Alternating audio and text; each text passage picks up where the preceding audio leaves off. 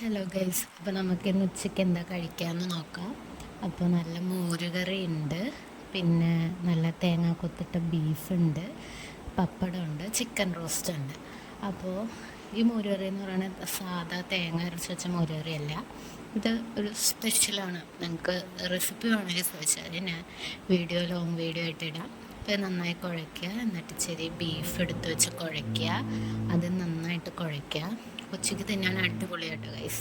പിന്നെ കുറച്ച് പപ്പടം എടുക്കുക, നമുക്കിനി കുറച്ച് പപ്പടം എടുത്തിട്ട് കുഴയ്ക്കുക. അപ്പോൾ ഒരു സിമ്പിൾ ലഞ്ചാണ്, പക്ഷേ നല്ല ടേസ്റ്റ് വേണം. ഇത് നന്നായിട്ട് കുഴയ്ക്കുക. നമുക്കൊരു ചിക്കൻ പീസ് കുറച്ചെടുക്കുക, ഇത് നന്നായിട്ട് കുഴയ്ക്കുക, എന്നിട്ട് ഇതെല്ലാം കൂടെ കൂട്ടി കുഴച്ചിട്ട് ഒരു പിടി പിടിക്കുക ഗൈസ്. അടിപൊളിയായിരിക്കും, നല്ല ടേസ്റ്റാണ്.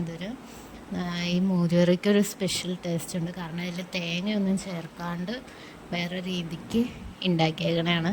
അതുകൊണ്ട് തന്നെ അടിപൊളി ടേസ്റ്റാണ് ഗൈസ്. നല്ല അടിപൊളി, നല്ല തേങ്ങ കൊത്തൊക്കെ ഇട്ട് ബീഫായതുകൊണ്ട് പറയണ്ടല്ലോ ഗൈസ്, അറിയാലോ. അപ്പോൾ ഞാൻ ഇത് പോയി കഴിക്കട്ടെ കേട്ടോ. ബൈ.